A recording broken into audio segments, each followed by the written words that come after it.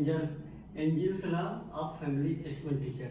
Angel सलाह of family expenditure कोई बहुत बड़ा कॉन्सेप्ट नहीं है, ये इकोनॉमिक्स का बहुत ही छोटा कॉन्सेप्ट है फैमिली का। ठीक है, होने को तो 1 घंटा लग सकता है, आधा घंटा लग सकता है, क्योंकि यहीं से रोजगार एम्प्लॉयमेंट जनरेशन हर चीज़ का मैं जोड़ के बता सकता हूँ। बाकी जो कॉलेज में है उसी का डिस्कस करेंगे। तो एंजिल क्या है कि किसी भी व्यक्ति का आय तो बढ़ता है, बाकी निरपेक्ष रूप से उसका उसका जो खर्चा है वो नहीं बढ़ पाता, उसका एक्सपेंडिचर नहीं बढ़ता, उसी को बोलते हैं एंजिला। अगर अगर मैं एक एग्जांपल के थ्रू में बात करूंगा, पहले एग्जांपल देता हूँ उसके बाद लिख दूंगा। ठीक है, एक छोटा सा कॉन्सेप्ट है। एग्जांपल मान लो जाए 100 व्यक्ति है, उसका आय अगर 10,000 रुपये है, 10,000 आय। ठीक, ध्यान से सुनिए, एंजिल आपको पढ़ने की जरूरत नहीं पड़ेगी। ठीक, आपका वादा के मुताबिक शायद है 4था नंबर। मैं आपसे वादा किया था सोशल साइंस की क्लास, कल 4 घंटा बोलते बोलते मैं थक चुका हूँ, तो कहीं बोलने में इधर उधर होगा तो आप थोड़ा सुनिएगा ईयरफोन डाल के। ठीक, आए समझ आ रहा है तुम लोग को? ठीक, ये आए। अगर किसी 100 व्यक्ति का आय अगर 10,000 रुपये है, अब जब 10,000 है तो उसको घर का खर्चे चलाने में 3,000 रुपये लगता था। ठीक है, ये घर के खर्चा में सारी सामग्री आ जाता है, जो बेसिकली राशन से संबंधित, बच्चे के पेंसिल कॉपी किताब से संबंधित सब चीज़ मैनेज करके करता है, और 7,000 रुपये को वो अपने सेविंग में या किसी भी चीज़ में रखता है, या और अचानक खर्चा होगा, अस्पताल पानी से रिलेटेड चाहे किसी भी संबंधित से रिलेटेड खर्चा होता है तो उसके लिए वो रखा रहता है। अब सेकेंडरी चीज़ क्या है, ये तो 10,000 है तो निरपेक्ष ठीक ठाक खर्च कर ले रहे हैं। अब अचानक से इसका आय अगर मान लीजिए 30,000 रुपये हो गया, 10,000 से बढ़ के 30,000, के मतलब 1000। ठीक, पहला तो ये हो गया, सेकंड ये 30,000 रुपये हो गया। तो खर्चा तो कितना बढ़ना चाहिए? 10,000 की अपेक्षा 9,000 बढ़ना चाहिए।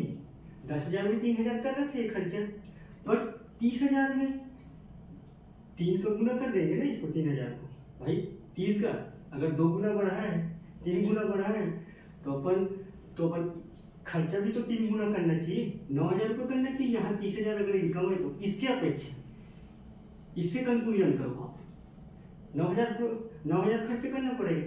बट ये ऐसा नहीं करता, निरपेक्ष रूप से अपने खर्चे नहीं करता। ये यहाँ करते हैं 5,000 रुपये, 4,000 रुपये बचा लेते हैं यहाँ, और तो इसी को बोलते हैं एंजिल सलाह फैमिली एक्सपेंडिचर। तो लिख क्या सकते हैं एंजिल सलाह में? एंजिल सलाह किसी भी व्यक्ति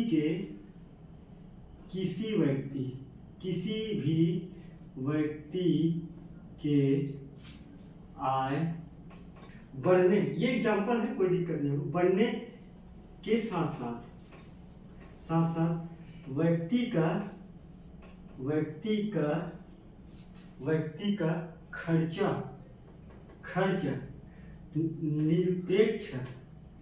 निरपेक्ष प्लस अनुपातिक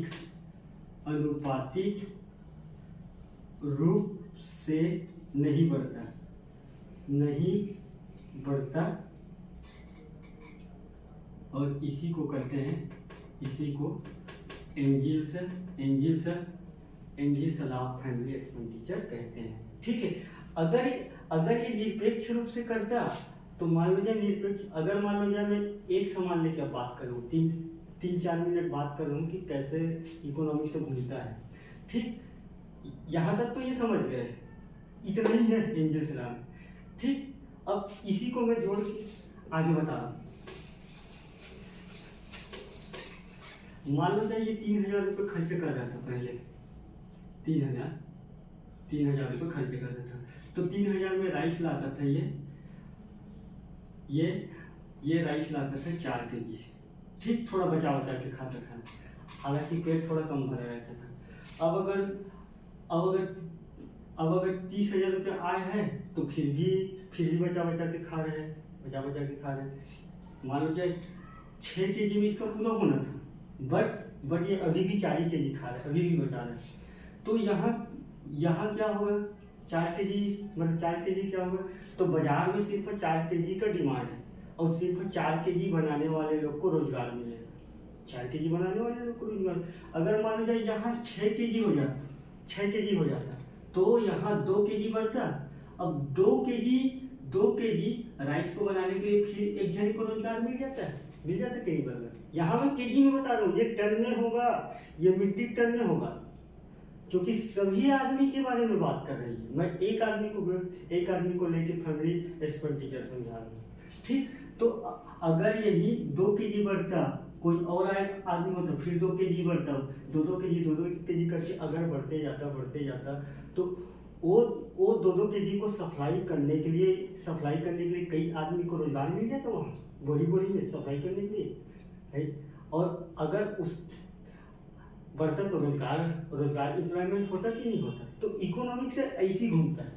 अब मैं अंदर नहीं जाऊँगा, कैपिटल फॉर्मेशन में जब आएंगे, कैपिटल फॉर्मेशन में वादा किया हूँ पूंजी निर्माण 6वां नंबर का टॉपिक है, तो उस पर बात करेंगे, ठीक है। तो एंजिल से समझ गए, तो इसको यहीं तक रखते हैं, ठीक।